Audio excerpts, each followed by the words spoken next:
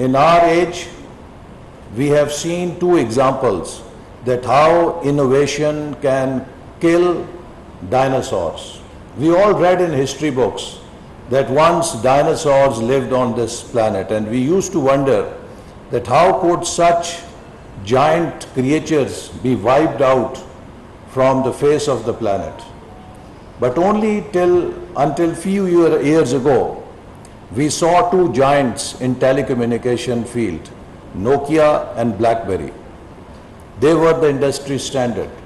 Where are they? They have been wiped out of the telecommunication scene, and today Nokia and BlackBerry can only be seen in some museum of telecommunication industry. Now, why did that happen? It happened because those dinosaurs failed to align themselves with the innovation and with the changes that were happening outside. Similarly, countries can also become irrelevant when change becomes the new order.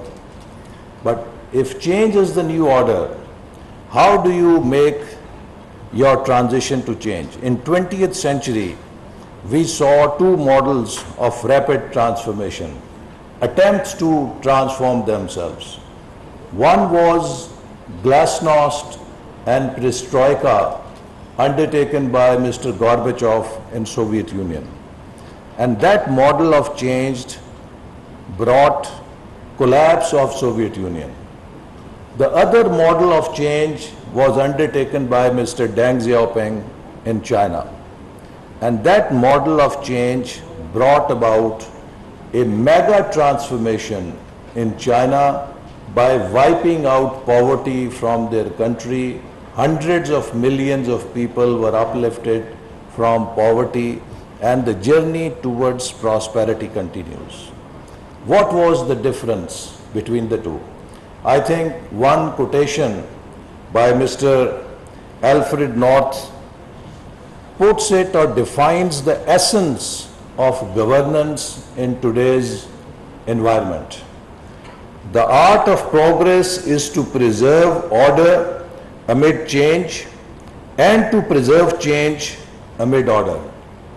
So the basic fundamental challenge of leadership in today's world is that how do they bring change without disturbing the order, and how they do not let order become status quo and stop their journey on path of change. This is, I think, the real key to success in future times, because if any society will not change, it will be fully marginalized or left behind. And if in its attempt to change, it became volatile, it became unstable, then again it will fail, and that change might prove to be counterproductive. So how do we balance the two? So therefore, in this framework of STAR that we are presenting, we are emphasizing two very important characteristics: stability and agility. Governance has to be agile to adapt, to take into its fold the challenges of innovation, the imperatives of change. At the same time, it should be stable to make sure that it does not compromise order in the society, and there is no conflict and there is no chaos in the society through that change. So this is, I think, the key for future.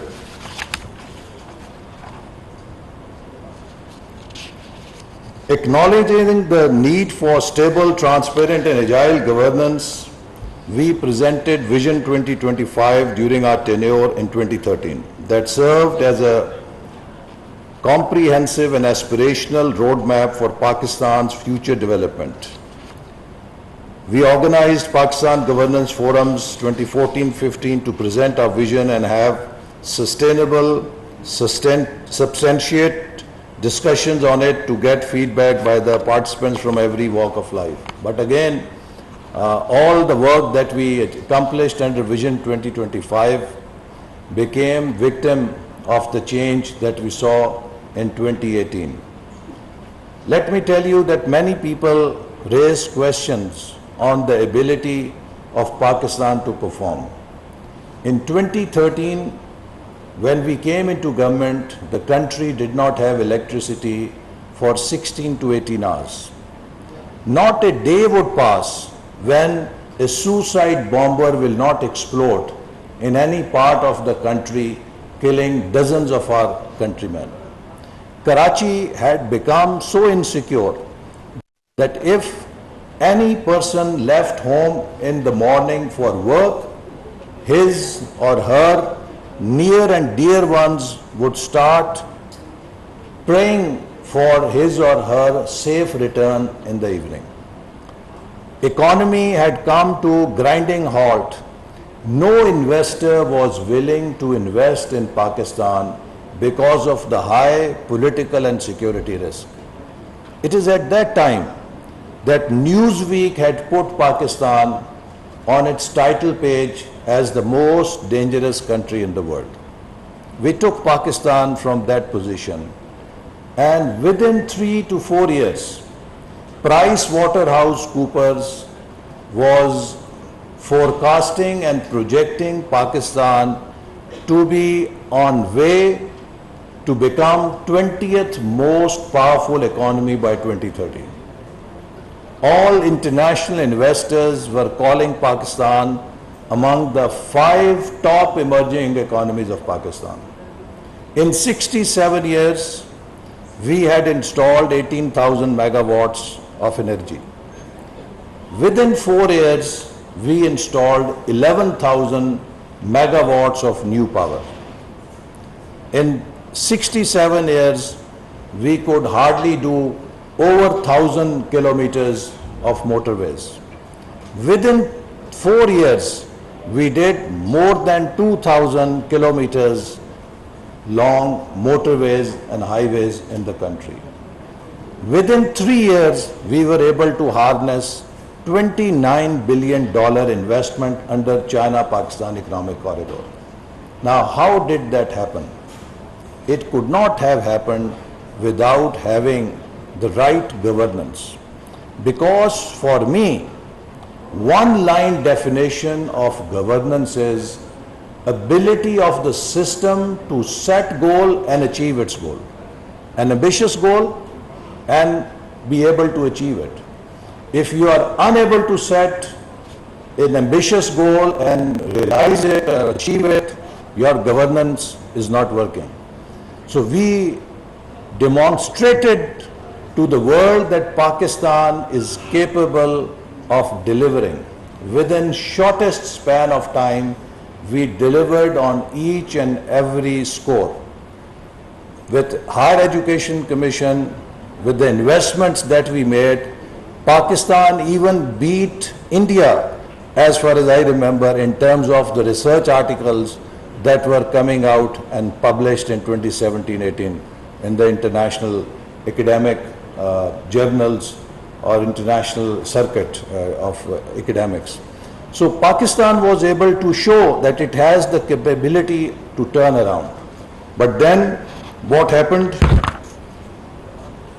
After the change happened in the country, we witnessed that there was turbulent economy, volatility in foreign relations, only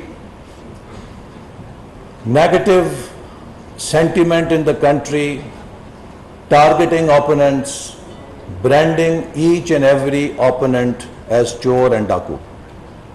Now, you know, countries cannot be run on mere rhetoric or mere hate mongering in the country. You have to have your own vision.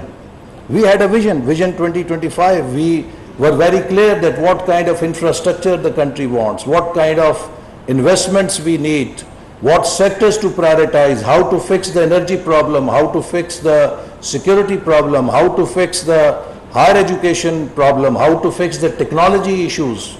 And we were able to show results in each and every area.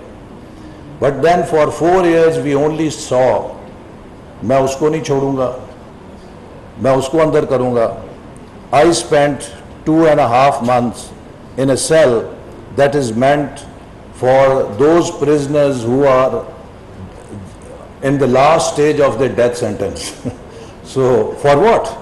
That, I had just constructed a sports complex in my district which had been approved even before our government. So I just made the mistake of completing it. So governance is not about picking on your enemies or opponents. Governance is about inclusiveness, and we showed that way. When Peshawar incident happened, Prime Minister Nawaz Sharif called the entire leadership of the country, including Mr. Imran Khan, who was sitting in Dharna, with respect. The entire political leadership sat down, civil and military leadership sat down, and we charted a national action plan how to face terrorism eye to eye. And within 2 years, we defeated and eliminated the terrorist networks from our country. When the time came for China-Pakistan Economic Corridor, we invited the entire political leadership. 2 times Prime Minister invited the entire political leadership to have consensus, including Mr. Imran Khan, who was at that time agitating against our government and doing dharnas. We brought consensus on China-Pakistan Economic Corridor. As a result, when I took the delegation to China in 2016, all the chief ministers, including Mr. Pervez Khattak, were part of my delegation. That gave China a lot of reassurance. Dr. Malik used to go with us, that the whole nation is united behind CPAC. So when you have to govern, you have to have the ability to take even your worst opponents with you, so that there is inclusive governance.